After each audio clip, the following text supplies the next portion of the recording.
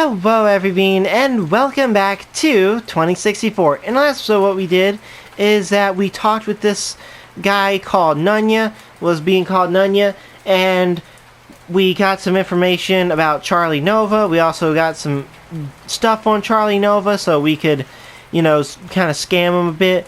And now we are here. Greetings, guest. I am LJ2, Shotaro Otsuka's Ram. Shotaro was not expecting any company this hour, but I will let him know that you are here. Sorry for the wait. Please hold on to just for a moment while I fetch him. That's encouraging. That was odd. Maybe try the bell again? Shotaro was not expecting any company this hour, but I will let him know you're here.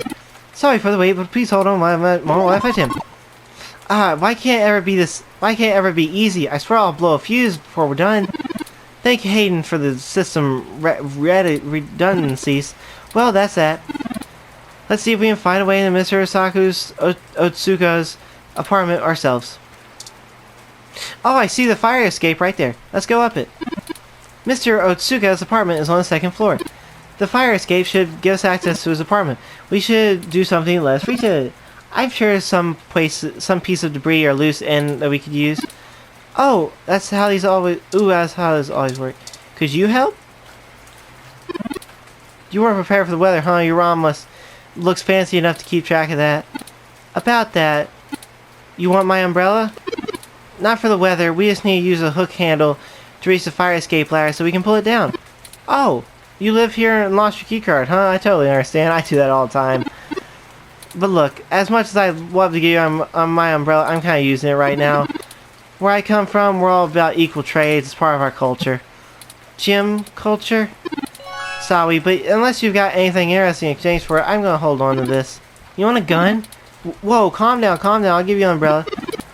Mew wasn't going to shoot you. Oh, then you can't have it. You want my business card? Hey, is that real? The real Yannick Fairlight? You know him? Of course I do. He's one of the most innovative tech minds of the last few generations. Can I please have this? I'll give you an umbrella. Yours if you keep it if you want it.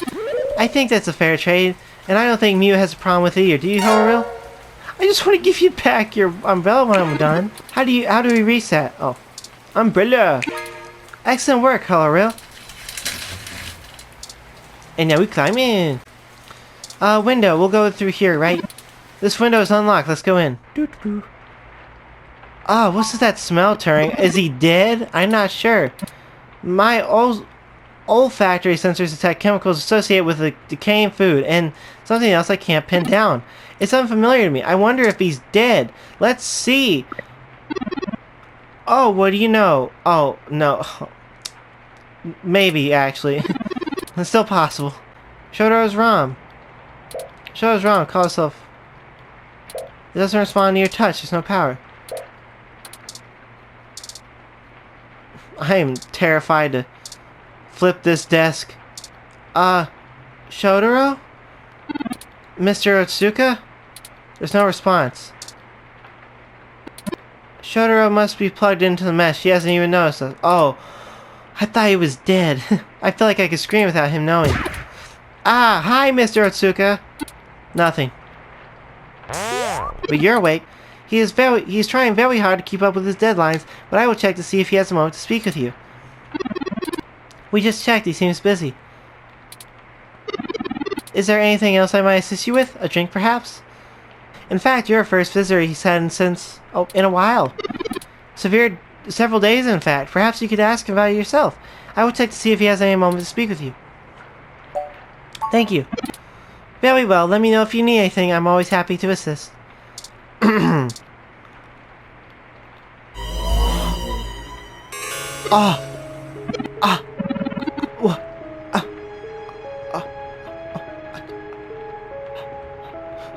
He is dead! He is dead! Oh no, we're too late. How long has he been here? It looks like he's been here for a couple days, maybe a bit longer.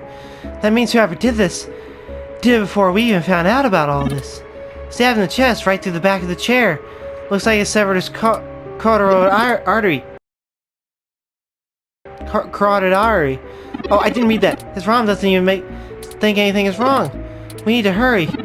If I'm right, every being we've talked to so far is in more danger than we thought. Some being is following us. We have to find his computer so we can see if we can pull anything relevant off of it.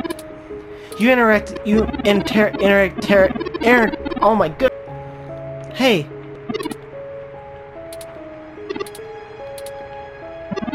That's okay. We'll wait. Is there anything else I can help you with? When was your last diagnostic checks? I run regular self-checks and have noticed no irregularities in my hardware or software. I appreciate your concern, but if you think I'm behaving erratically, perhaps you can mention Sh-Shotar. He is skilled in maintenance. Sh-Shotar is dead. LJ too.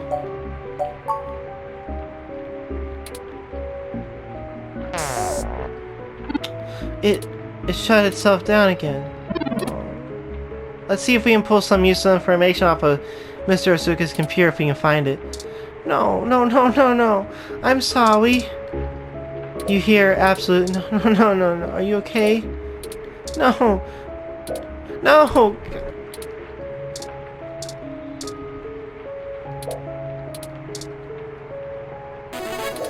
It's touch sensitive. This entire desk must be Mr. Asuka's computer. Okay, now we can interact with it. I'll start downloading these files. Yes? I finished my examination of Mr. Asuka's computer. I didn't find anything particularly interesting, but I copied some files to be examined later. If we're all done, we should hurry up and go warn Nonya about what we found. Charlie and Sympathy too. Let's get head for Nonya's business.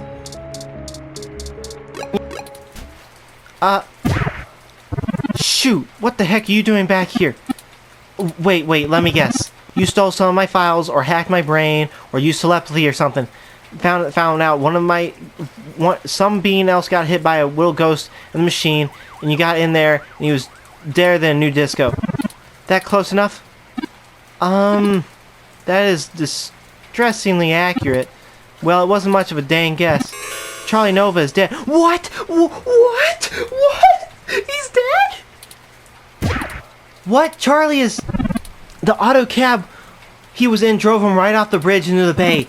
It's been all over the news the last 10 minutes and I'm not looking to be next. I'm getting the heck out of Neo San Francisco and I'm getting... Forget whatever I ever saw you ever knew Charlie, ever gave a dang about any of this. Heck, maybe I'll pick up a new career. I'm less likely to get murdered for being a fry cook, that's for dang sure. Okay, no! Oh, what the heck? He clearly wasn't looking, to be fair, though. Oh, no, why is this happening? There's no one in that car, no heat sinks, no wireless emissions. That wasn't autocab, it was manual. How is that even possible? I don't know. That's it, that's too much, I've had enough. I don't care who's controlling the news anymore.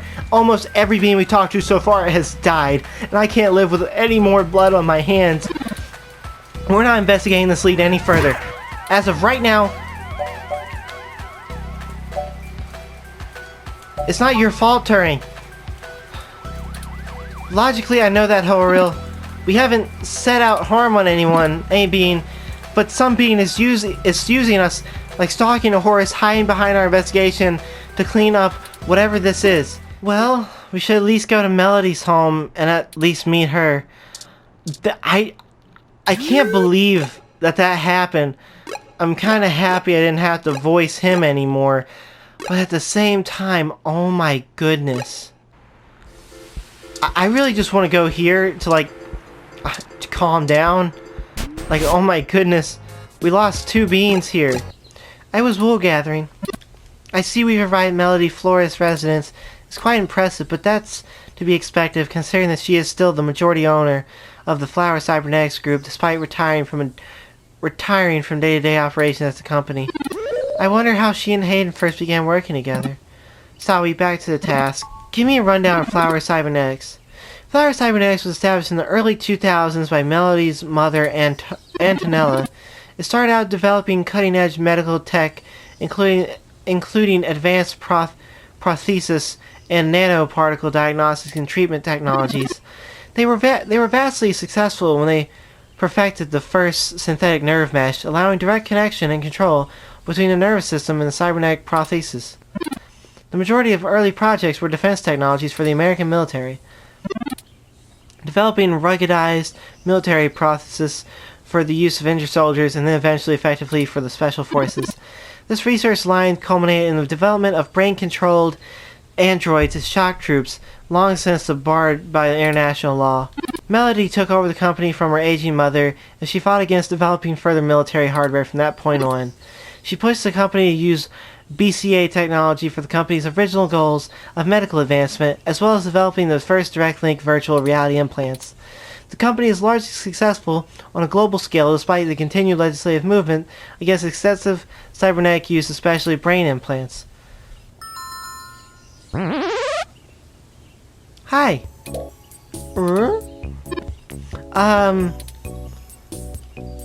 Hi, is Melody home?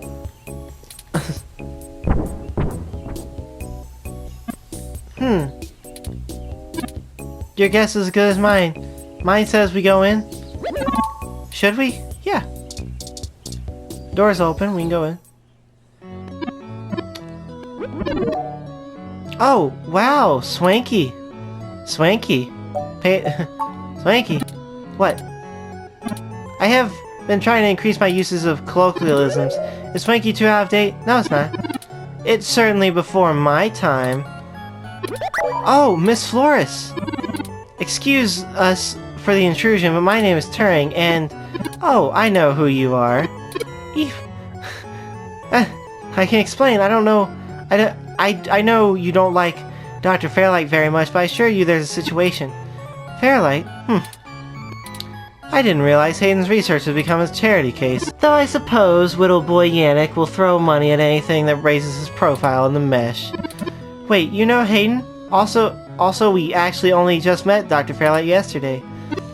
Oh, that's too bad. I didn't read that. What? Though I'm not sure your gears would have been good for his digestion. Oh, eat us. Okay, I see. Actually, madam, I'm not comprised of gears. Well, either way, he's on a diet. If you were one of Fairlight's worker bees, you wouldn't have made it through a door. So why are you here to badger me about poor Hayden? You have me at a disadvantage, Mr. Flores, Mrs. Flores. You seem to be ahead of us on this matter. Just call me Melody, darling, and of course, but I'll share a secret or two with you. I have so many questions. What do you know? What do you know? What's with Hayden? I wish I didn't. Maybe I don't. You don't want to either. Please, Melody, for any information you might have. We haven't had access to any of his research notes and couldn't track any collaborators he may have been working with. Can you tell us anything else about his disappearance? Oh, I'm afraid not, dear. I've been around long enough to know what's coincidence and what isn't. We're hoping you might be able to shine some light on my origins. Fairlight mentioned that you worked with Hayden in the past. I see Hayden didn't neglect curiosity in your personality makeup. Well, you and I haven't properly met, but considering how Hayden badgered me for his design schematics that flowers lay as neural implants, I might as well be your aunt? I wouldn't mind being an aunt even to a blue-headed robot. I'm touched, Melody. Well then, I'm willing to answer your questions for now. Oh, Hayden wasn't researching machine sapience, at least not primarily. Not to diminish the importance of your creation, Turing, but it's best that you know the truth. Hayden is mainly interested in developing a way to transfer human consciousness into the machine matrix. You can see why neural implants would obviously be an integral part of that. Oh, I didn't realize. How would Turing's development help with digitizing the human mind? The concept of transferring the human mind to a computer has been an attractive goal for decades. Functional immortality is a powerful lure. The brain is an immensely complicated machine, and even though we know the right buttons to push and make pictures show up, we still can't replicate the entire thing as a technological construct. Even with the virtual reality implants, we're really just relying on the brain's ability to make sense of nonsensical signals.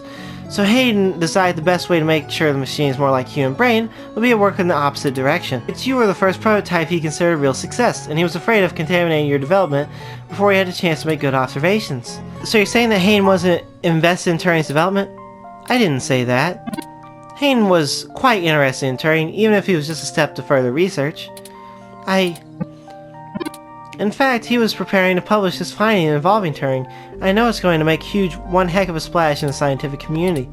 See, the most impressive part of you, Turing, is that you're surprisingly stuck.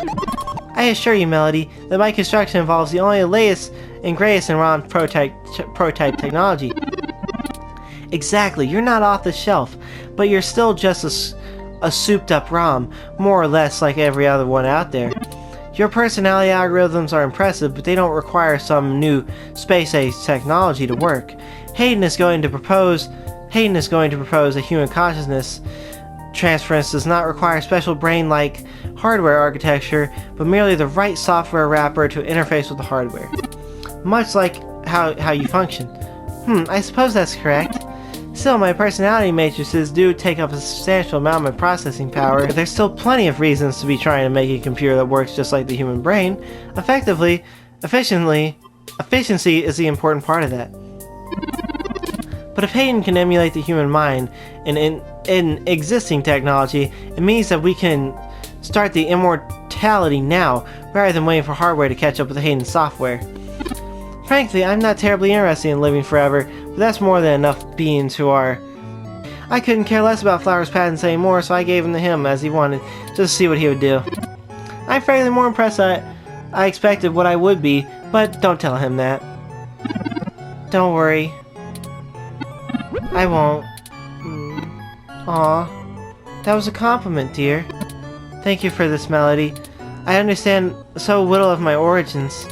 Well, I'm sorry I don't know much more about specifics. Hayden kept me up to date in his progress, but only the vaguest of ways. If you can hunt down his notes, I'll surely they'll tell you more. I think it's everything we need to know. Good, I can get back to my retirement. Thank you for your time, Melody. We'll be in touch later. Oh, one more piece of information for you if you'd like it. I've got the contact for Vincent Mensah, who I think might be able to help you. Vincent was working closely with Hayden inside Parallax, mostly on his company-improved research on data collating algorithms for the mesh. I'll send him a message and ask him to meet you somewhere. He owes me a favor anyway, and might as well be able to give you more information on anything else Hayden may be working on. That would be fantastic, Melody. Perhaps Golden Gate Park?